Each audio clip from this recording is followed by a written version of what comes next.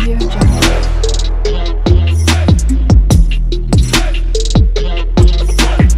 Audio Jungle.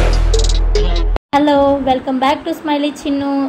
మేమైతే ఇవాళ క్రిస్పీగా ఎంతో టేస్టీగా ఉండే చెక్కలు అయితే చేసాము. నాకు ఇవైతే భలే నచ్చాయి. అసలు చాలా పల్చగా నీట్గా ఎంత బాగా వచ్చాయో, తినడానికి కూడా అబ్బా భలే ఉన్నాయి. క్రిస్పీగా నములుతుంటే భలే వచ్చింది.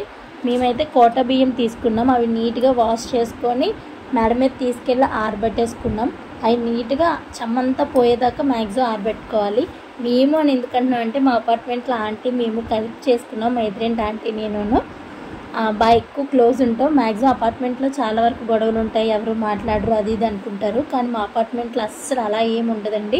అందరం కలిసిమెలిసి ఉంటాము. చక్కగా కనిపించినప్పుడు హాయిగా నవ్వుతూ మాట్లాడుకుంటాము. ఏ ఫెస్టివల్స్ అయినా కలిపి చేసుకుంటాము. చాలా వరకు అందరం హ్యాపీగా మాట్లాడుకునే ఉంటాము. ఎవరి మీద ఒకరు మాటలు చెప్పుకోవడం అలాంటివి అయితే ఇప్పటి వరకు భగవంతుడి దయ వల్ల లేవు. మేము ఎక్కడికి వెళ్ళినా సరే మంచిగానే ఉన్నారు అందరూ. బియ్యం అయితే ఆరిపోయండి. అవి అయితే మిల్లుకి పట్టించేసాం. మేము మిల్లుకి తీసుకెళ్ళి పిండి పట్టించేసుకొని వచ్చేసాం మేము. అవి ఏంటి అంటే, ఆ పిండి మిల్లు దగ్గర కూడా చాలా లేట్ అయిపోయింది. అసలు చాలా వరకు శ్రావణ మాసం ఏమో కానీ ఎఫెక్ట్ అస్సలు ఖాళీ లేదు పిండి మిల్లులు ఎక్కడా కూడా. మేమైతే 5 కేజీలు తీసుకున్నాం. సగం పిండి ఏంటి అంటే ఒడియాలు పెట్టుకుందాము, సగం పిండి ఇలా ఏమైనా చేసుకుందాము అని చెప్పి ఆ ఉద్దేశంతో 5 కేజీల పిండి అయితే ఆడించాము. ఫస్ట్ అయితే పిండి చాలా బాగుంది. దాంతో ఆడుతూ ఉండిపోయాను నేనైతే చాలా వరకు. నేనైతే సగం పిండి తీసుకొని దాంట్లో కొంచెం జీలకర్ర, వేడి వేడి నీళ్ళు, బాగా ఎస్సర్లా పొంగుతున్న నీళ్ళు, ఆ నీటిలోనే కొంచెం సాల్ట్ వేసుకొని బాగా మరగబెట్టేసుకోవాలి. కరివేపాకు కూడా నీట్గా వాష్ చేసుకొని చిన్న చిన్నగా కట్ చేసుకోవాలి.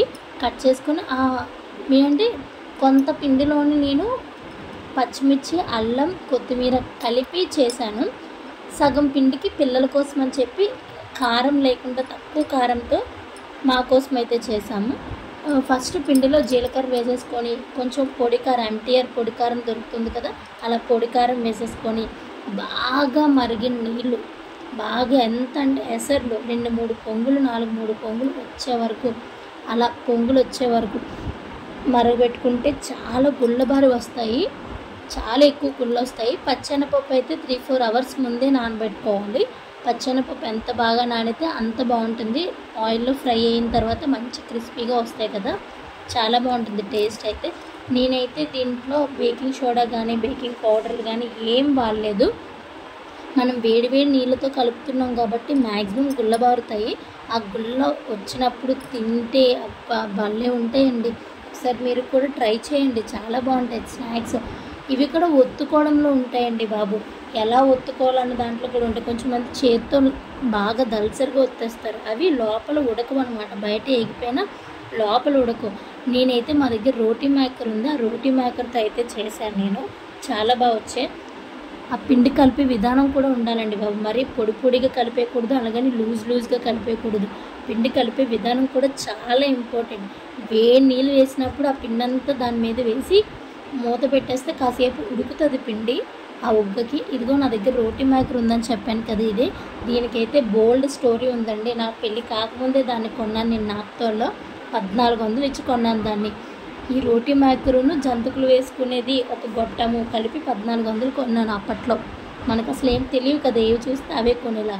దీంతో అయితే మాత్రం చాలా బాగా వచ్చాయండి. ఆ రోటీ మేకర్కి అటు ఇటు కవర్ పెట్టేసి మధ్యలో ఆయిల్ రాసేసుకొని చిన్న చిన్న ఉండలుగా ఆ పిండి తీసుకొని చేసుకున్నాం మేమైతే. అలా ప్రెస్ చేస్తే చాలు నీట్గా వచ్చేసే రౌండ్గా పల్చగా. ఇవి చేత్తో కూడా ఒత్తుకోవచ్చు. చేత్తో ఒత్తితే ఏమవుతుందంటే కొంచెం దల్సరిగా వచ్చేస్తాయి. అలా దల్సరిగా వస్తే ఏమవుతుందంటే లోపల ఏగవు, అస్సలు ఉడకదు పిండి. బయటేమో ఉడికిపోయి మాడిపోతాయి. మనం ఉడికిపోయింది కదా అని తీసేస్తాం, కానీ అస్సలు బాగుండవు. కానీ ఇలా పల్చగా ఒత్తుకుంటే అసలు ఇలా తినగానే ఎంత క్రంచీగా కరకరలాడుతూ ఎంత బాగున్నాయండి. నేనైతే ఇవి చేయడం ఫస్ట్ టైమే. నాకైతే చాలా బాగా నచ్చాయి. సాటిస్ఫాక్షన్గా కూడా ఉంది. అన్ని పనులు మనమే చేసుకున్నా సరే ఒక్కొక్కసారి కొన్ని వంటలు తేడా కొట్టేస్తాయి, అప్పుడు చాలా ఫీల్ అవుతాం. కొన్ని వంటలు అనుకోకుండా చేసినవి చాలా బాగుంటాయి కదా. మేమైతే మ్యాక్సిమం కేజీ పిండి చేసాము. అందులో 1/2 కేజీ పిండి కొంచెం కారం లేకుండా, ఒక 1/2 కేజీ పిండి మంచి కారంతో అల్లం పచ్చిమిర్చి ముద్ద వేసుకొని కలుపుకున్నాం అన్నమాట. పిండిలో జీలకర్ర, అల్లం వెల్లుల్లి వెల్లుల్లి కాదు, అల్లం, పచ్చిమిర్చి, కొత్తిమీర ఆ ముద్ద వేసాము. నెక్స్ట్ పొడి కారం వేసాము, కలిపేసుకున్నాం. మరొకటేమో పిల్లల కోసమని ఓన్లీ కారమే వేసాము, ఇంకా ఏం వేయలేదు. ఒక దాంట్లో పెసరపప్పు కూడా వేసాం. పెసరపప్పు కొంచెం ఒక 2 నిమిషాలు నానబెట్టుకొని పెసరపప్పు కూడా వేసాం. అవి కూడా టేస్ట్ చాలా బాగుంటాయి. మీకు ఎవరికైనా ఈ రెసిపీ నచ్చితే నాకైతే లైక్ చేయండి, కామెంట్ చేయండి, షేర్ చేయండి. నా ఛానల్ అయితే సబ్స్క్రైబ్ చేసుకోండి. Thank you so much.